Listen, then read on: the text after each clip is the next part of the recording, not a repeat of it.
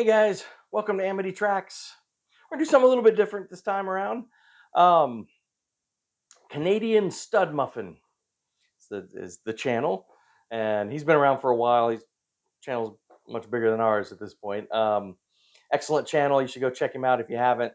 Uh, Talks a lot of music, but some other things too. Anyway, he has presented a challenge to the vinyl community. I kind of thought about it, and I came up with I think some good ones. So I figured it'd be fun to participate. Um, and the challenge is this. So you need to create, I think, five of them. You need to create a double album out of two single albums. Okay, so the idea is, from a certain artist or certain band, take two albums. They need to have been released in close proximity to each other, time wise, and to sort of have in common, some music and themes, that they would go together, that the music would go together. So the example he gave of something that wouldn't, like Led Zeppelin 2, Led Zeppelin 3. I mean, kind of very different sounding albums. And so it doesn't really mesh, musically. And so they would have to kind of mesh musically, and they were released in close proximity. Okay? So those are the rules. Now I'm just gonna do my favorite one that I came up with. I'm gonna do first because I think now just all everyone who enters will get. I think it's a drawing to win a gift card, Amazon gift card. But if you were actually judging the entries, I think this should win because this is awesome. This is awesome. So I would go with. So stick with me here.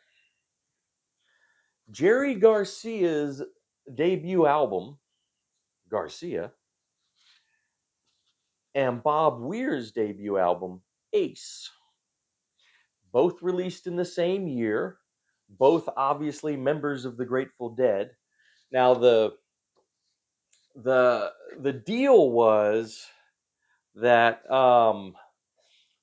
in signing up, re-upping with Warner Brothers, uh, each of the Dead members were allowed to release one solo album, and some of them did it, and some of them didn't. Now, both of these came out, and so obviously Bob Weir and Jerry Garcia did. Mickey Hart did as well. But 72 is when these came out, 1972. And almost pretty much every song on this one, and I'd say half of the songs on this one, sort of became standards in the Dead's, set lists for the next several decades. I mean, for all intents and purposes, these are kind of Dead albums. Well, especially Bob Weir's because the Grateful Dead is the backing band. So it's basically like a Grateful Dead album with just Bob Weir songs. In some ways, about half of this is like Jerry Garcia or Grateful Dead album with just Jerry Garcia songs. Although the other half of this is a little more kind of avant-garde, experimental. So my first double album, which I've always felt, is make this instead of a Bob Weir solo album, Jerry Garcia solo album, make it a double Grateful Dead album, and that would have been awesome. I mean, that would have been awesome. And you could mix up the tracks a bit. Now I think with most of these and the way they've been over on Stud Muffin, what they've been doing is, you just one album and then the second album, so each album kind of keeps their own track listing. On this one, I'd cheat a little bit and jumble up the tracks because you don't want like one record of just Jerry Garcia, one record of just Bob Weir. You don't want to, if it's a Grateful Dead album, you don't want to mix up the tracks, right? So anyway, that's my favorite. Oh, and one other thing Stud Muffin said is you want rename it. Like, what would you name the album? I'd call this the next one because in my mind this should have been the next Grateful Dead album instead of two solo albums. So the Grateful Dead, the next one. All right. Okay. The others are a little more straightforward. I would take the Steve Miller Band, Fly Like an Eagle, and Book of Dreams. Okay.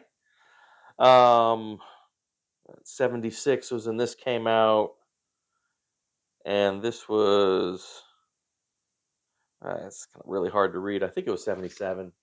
But anyway, the point was Both of these records were actually like all the songs were recorded in the same sessions, and they just divvied them up between the two albums. They sound very similar. Both of them have huge amounts of 70s Steve Miller hits.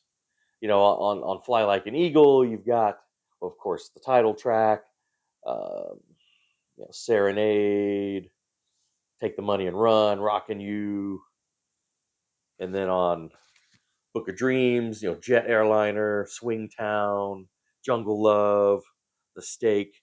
Just imagine this coming out as one double album. It'd be awesome.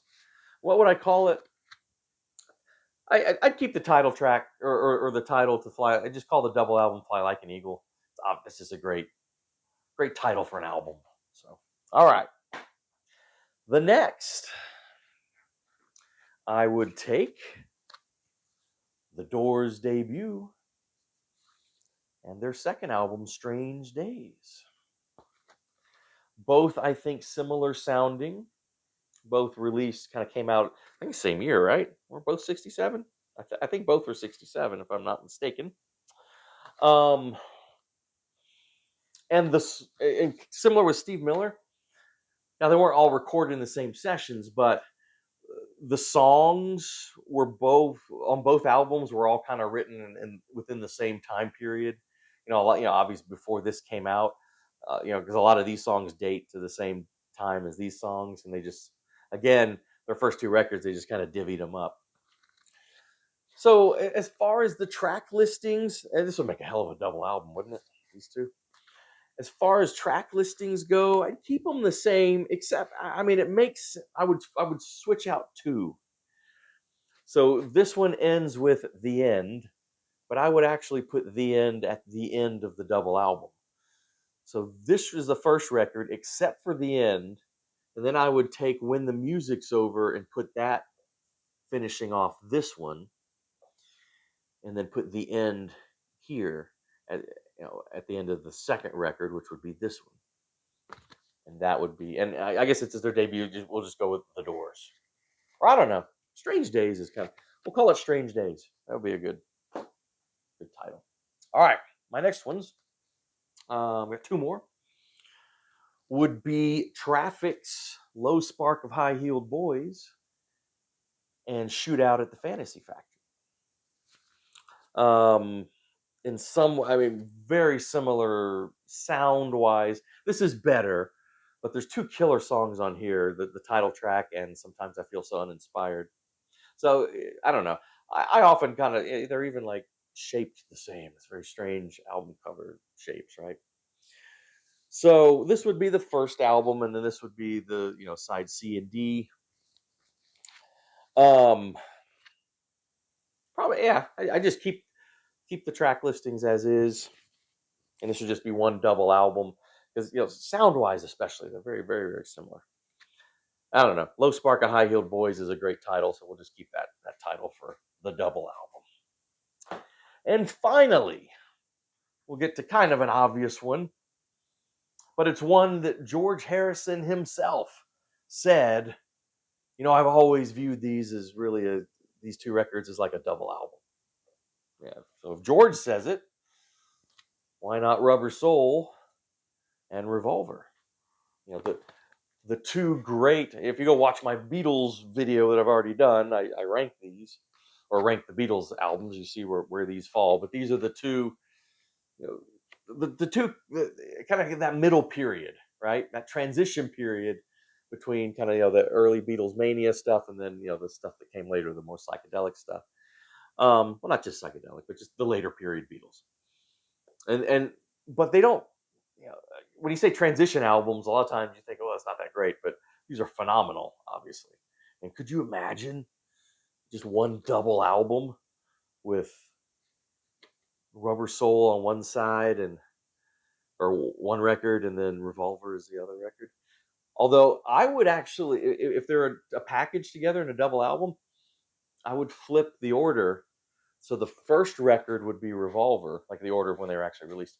First record would be Revolver, and the second record going a little more acoustic, a little more folky with Rubber Soul. That would be an incredible double album. What would we call it? I don't know. Revolver's a great title. Let's just call it Revolver.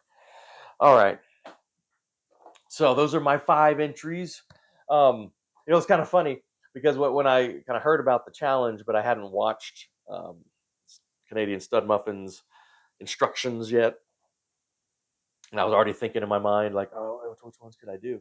Like I thought there's one other one that I thought of, but then I watched his video where he did a batch, and of course he's in his rules. He says, well, obviously you can't use mine, but he picked one that I had thought about before I watched his video, and that would be Creedence Clearwater Revival's Green River and Willie and the Poor Boys. So much so that I have this this set here where they are put together, as a double. I mean, not as a real double, but as it has sometimes in the 60s and 70s, there where they would repackage records in like a double set, 2 albums and a double set. So I do actually, in some ways, have this as a double with Green River and Willie and the Poor Boys, and that's that. But I'm not you putting that in my entry because he said you couldn't do that. But it's funny that he brought that up, and I actually do have the double. Okay. So anyway, that's some fun stuff in the comments. Well, obviously, there's multiple channels, I'm sure, entering Canadian Studmuffin's contest here. But you guys, as viewers, in the comments, what are some you can think of, like 2 albums that were released in close proximity, within a year or so of each other, and just musically, thematically, just would kind of go together. And so, what would they be? What would you title it? So those are kind of the parameters of the game. Well, all right, guys, we really do appreciate it. Please do subscribe. That really help us out. Like the videos if you do. Hit the bell for notifications, and we'll see you next time on Amity Tracks.